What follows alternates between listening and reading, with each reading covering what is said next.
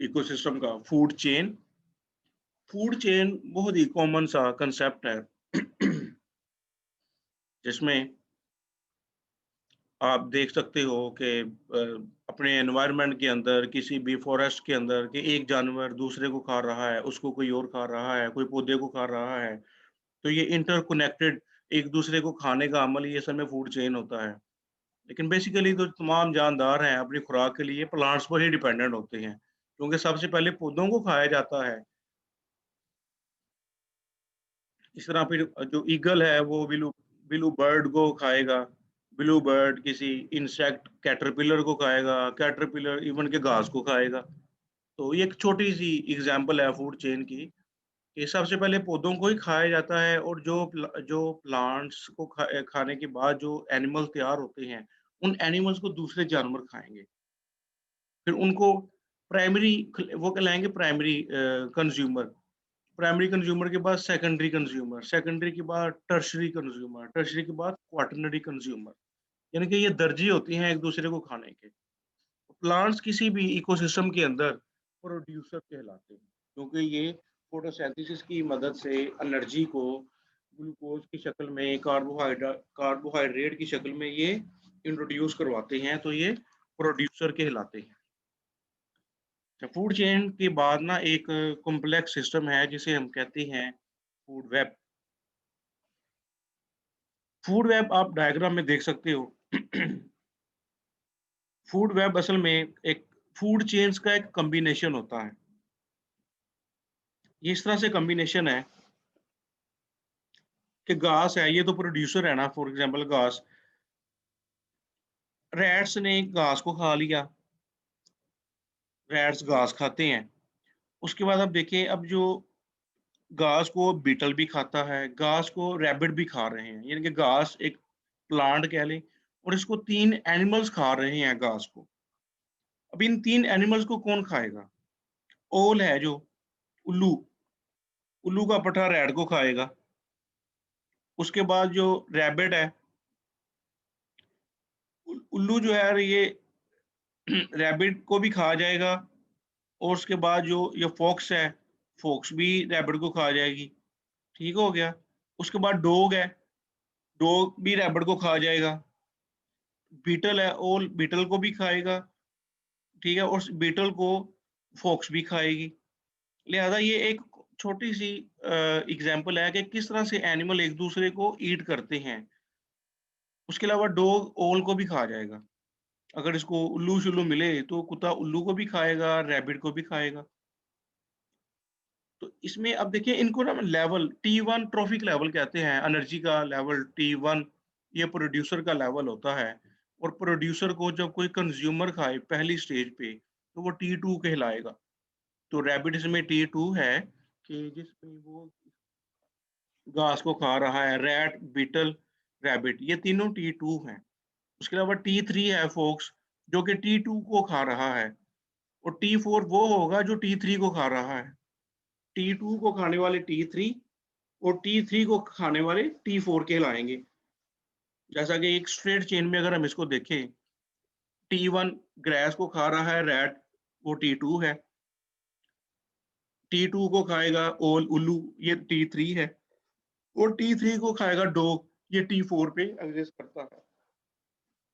और ये trophic level है, ये असल में आप ये कह लें कि ये एक तरह से फ्लो ऑफ एनर्जी है किसी भी इकोसिस्टम के अंदर। तो ये इंटरकनेक्टेड कॉम्प्लेक्स किस्म की जो कॉम्बिनेशंस हैं फूड चेन्स की, तो ये फूड वेब कहलाते हैं।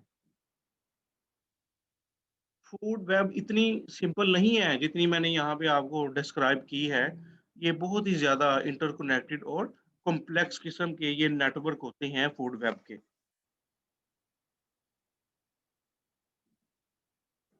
फूड वेब में हमेशा ये ट्रॉफिक लेवल पाए जाते हैं, जैसा कि मैंने आपको बताया। किसी भी फूड चेन के अंदर T1 फर्स्ट ट्रॉफिक लेवल कहलाएगा, जिसमें तमाम ग्रीन पौधे, घास और फाइटोप्लैंक्टन, पानी के ऊपर रहने वाले ऐसे माइक्रोस्कोपिक प्लांट्स जो कि फोटोसिंथेसिस करते हैं और अपने एनवायरनमेंट के अंदर ऑक्सीजन को रिलीज़ करते हैं और माइक्रोस्कोपिक फूड चेन का पार्ट होते हैं। सेकंड जो है वो है T2 वो जो सेकंड ट्रॉफिक लेवल कहलाएगा। ये प्राइमरी कंज्यूमर्स भी कहलाते हैं। प्राइमरी कंज्यूमर जो कि फोटोट्रॉफिक प्लांट्स को खाते हैं, ग्रीन घास वगैरह को, फाइटोप्लैंक्टन वगैरह को खाते हैं, ये प्राइमरी कंज्यूमर्स कहलाएँगे। तो इनका जो फूड वेब के अंदर लेवल होगा ये 2 T2 होगा। उसके बाद है T3, ये थर्ड ट्रॉफिक लेवल है। ये सेकेंडरी कंज्यूमर्स कहलाती हैं, जो कि प्राइमरी कंज्यूमर्स को खाते हैं, ये T2 को ईट करते हैं। उसके बाद T4, ये फोर्थ ट्रॉफिक लेवल है, जिसे हम टर्शरी कंज्यूमर्स भी कहते हैं। टर्शरी कंज्यूमर्स T4 को खाते हैं। अच्छा, ये जो पाथवेज़ होते हैं किसी भी फूड चेन या फूड वेब के अंदर, तो ये पाथवे नेचर ने इस तरह से मेंटेन किए होते हैं कि ये इकोसिस्टम को बैलेंस और इकोसिस्टम की स्टेबिलिटी को मेंटेन करने में अपना किरदार अदा कर रहे होते हैं। मिसाल के तौर पे उल्लू है, आपको मैंने बताया कि रैबिट को भी खाएगा, चूहे को भी खाएगा। और इससे क्या होता है, अगर कोई पॉपुलेशन में कोई डिज़ीज़ आ जाए, रैबिट की पॉपुलेशन अचानक से कम हो जाए, तो कुछ प्लांट्स ही बचेंगे और कुछ प्लांट्स रह जाएँ, तो प्लांट्स की कुछ आबादी इस तरह की होगी जो ज़्यादा फ्रूट्स और सीड्स वाली होगी, तो ज़्यादा फ्रूट और सीड की वजह से वो कुछ चूहों की आबादी को ज़्यादा सपोर्ट करेंगे। जब बहुत ज़्यादा रैट्स हो जाएँगे ना, तो बहुत ज़्यादा रैट्स प्रॉब्लम कर सकते हैं किसी भी सोसाइटी में। जब बहुत ज़्यादा रैट्स होंगे, तो वो उल्लुओं के लिए ज़्यादा सोर्स का सबब बनेंगे, उल्लू बहुत ज़्यादा हो जाएँगे। तो जब उल्लू ज़्यादा होंगे, रैट्स ज़्यादा होंगे, सीड्स ज़्यादा होंगे, तो आखिरकार रैबिट्स की पॉपुलेशन भी ज़्यादा होगी। तो ये जो प्राइमरी कंज्यूमर्स हैं, ये दोबारा से बहुत ज़्यादा हो जाएँगे और ये प्राइमरी सोर्स जो है, ये उल्लू का होगा। तो बहरहाल नेचर में बैलेंस कायम करना बहुत ही ज़रूरी होता है। अच्छा, इसके बाद आपके स्मार्ट सिलेबस में कुछ टॉपिक हैं जो इंक्लूड किए गए हैं, जिसमें प्रिडेशन एंड सिग्निफिकेंस।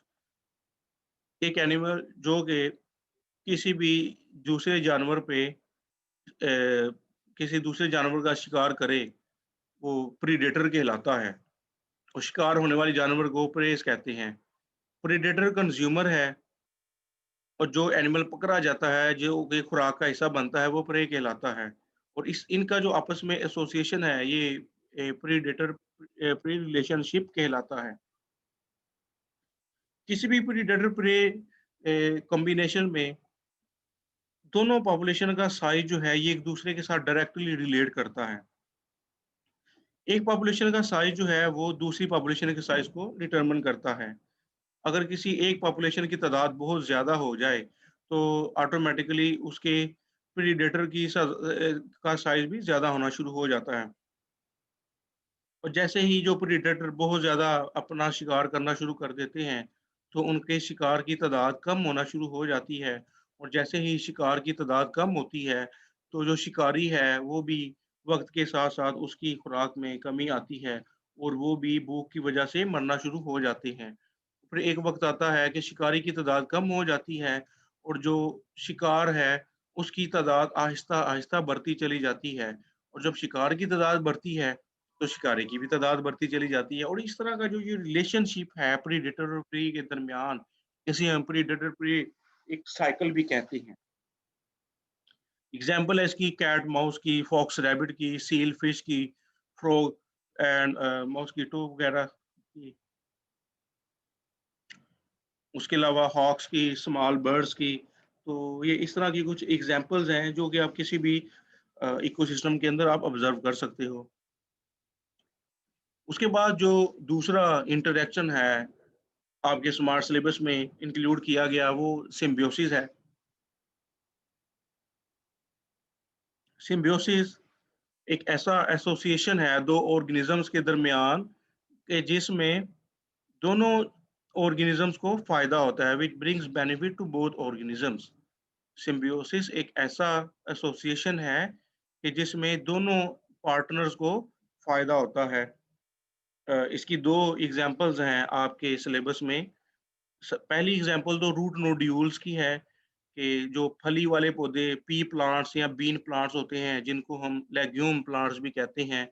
ये बेस्ट एग्ज़ाम्पल है सिम्बियोसिस की कि इनके रूट नोड्यूल्स के अंदर रूट्स में, जड़ों में कुछ सिम्बियोटिक बैक्टीरिया होते हैं, इनके अंदर छोटे-छोटे स्पॉट बने होते हैं, दानों की तरह इनकी जड़ों में स्ट्रक्चर्स होते हैं, जिन्हें हम नोड्यूल्स कहते हैं।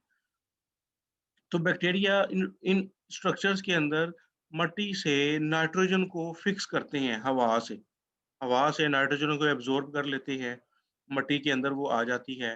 वो इनको फिर अमाइनो एसिड्स में तब्दील करते हैं और यही जो अमाइनो एसिड्स हैं, ये legume plants in amino acids को यूटिलाइज़ करते हैं।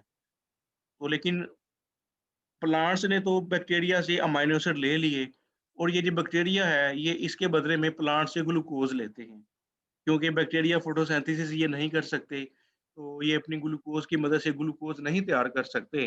लिहाज़ा अपनी ग्लूकोज़ की ज़रूरियात को पूरा करने के लिए ये प्लांट का सहारा लेते हैं और प्लांट्स के जो वैस्कुलर सिस्टम्स हैं, वहाँ से ये अपनी ग्लूकोज़ की ज़रूरियात को पूरा करते हैं, वहाँ से ग्लूकोज़ को एब्ज़ॉर्ब कर लेते हैं।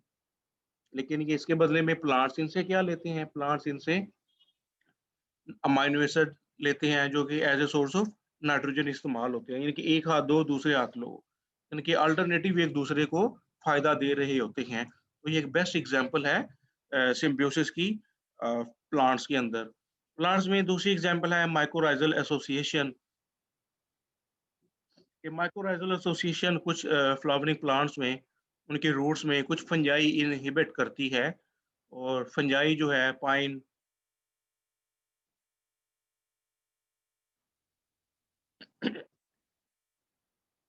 ये फंजाई जो है ये इसके पास कुछ ऐसे एंजाइम्स होते हैं जो कि कार्बोहाइड्रेट्स को डाइजेस्ट करती है। जो लीफ लिटर होते हैं ना गिरे-पड़े पत्ते, उनको डाइजेस्ट करके फंजाई उससे ग्लूकोज़ बनाता है और प्लांट्स इनसे वही ग्लूकोज़ को एब्ज़ॉर्ब कर लेते हैं। इन टर्न फंगस सिम्बियोसिस उसके अलावा ये जो मिनरल्स आयन्स हैं from the soil into the host और ये होस्ट के अंदर मिनरल आयन्स को भी ट्रांसफर करते हैं और प्लांट्स इसको क्या देता है ये प्लांट्स इसको प्रोटेक्शन दे रहे होते हैं हार्श और डैमेजिंग एनवायरनमेंट से इसको शेड देते हैं इनको प्रोटेक्शन देते हैं और ये वहाँ पे प्रॉपरली इजीली नरिशमेंट और इनकी प्रोटेक्शन होती है। उसके बाद थर्ड इंटरेक्शन जो आपके सिलेबस में इंक्लूड किया गया है वो है म्यूचुअलिज्म।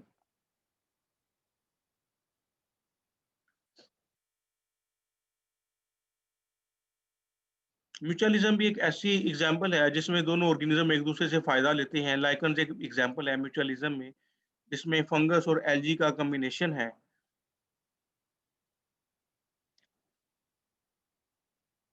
उसके बाद म्यूचुअलिज्म की एक और एग्जांपल है जिसमें इंसेक्ट्स और फ्लावरिंग प्लांट्स की है कि इंसेक्ट्स जो हैं वो फ्लावरिंग प्लांट से पोलन ग्रेन्स को ट्रांसफर करते हैं और वहाँ से बल्कि और वहाँ से नेक्टर का जो रस है वो पीते हैं और फ्लावर्स के दूसरी तरफ वो पोलन्स को ट्रांसफर करते हैं एक फूल से दूसरे फूल तक। ये भी 9th क्लास में आपने पढ़ा था।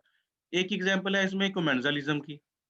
कोमेंजलिज्म एक ऐसा रिलेशनशिप है कि जिसमें एक जानदार को तो फ़ायदा होता है, लेकिन दूसरे को नहीं होता। बल्कि ना ही उसको कोई नुकसान होता है। इसकी एक एग्जांपल है कि समुद्र में पाई जाने वाली एक छोटी-सी शार्क है और शार्क के ऊपर एक छोटी-सी फिश होती है, जो उसके साथ एक कोने के ऊपर उसके ऊपर बैठी रहती है। जैसे ही शार्क समुद्र में अपनी खुराक हासिल करती है, तो छोटी फिशली जो रेमोरास है, रेमोरास फिश का नाम है। तो जो शार्क की फीडिंग के दौरान छोटे-छोटे जो खुराक के टुकड़े वहाँ से रिलीज़ होते हैं, तो रेमोरास वहाँ से रिलीज़ होने वाले टुकड़ों को पिक करती है और वहाँ से अपनी खुराक हासिल करती है। लिहाज़ा लेकिन रेमोरास शार्क को कोई नुकसान नहीं पहुँचा रही, ना ही उसको कोई फ़ायदा पहुँचा रही है, बल्कि रेमोरास शार्क से फ़ायदा उठा रही है। शार्क्स की खुराक से इसको खुराक मिलती है, तो ये भी एक बेस्ट एग्ज़ाम्पल है कोमेंजलिज़्म की।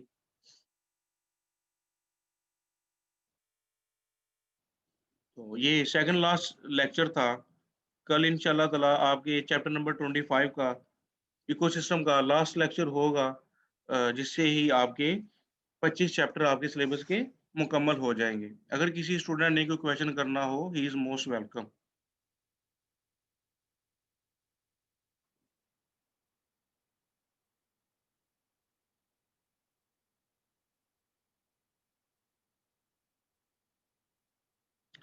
आज अहमद भी आया हुआ है लेक्चर में। अहमद